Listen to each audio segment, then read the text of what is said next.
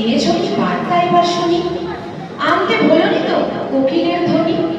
পুরাতন সব মনে কি রেখেছ? অশোক পলাশ মনে বলে গেল কানে কানে, সাজ সাজ রং ওঠে, চারিদিকে রং ছোটে, তো লাগলো যে মনে।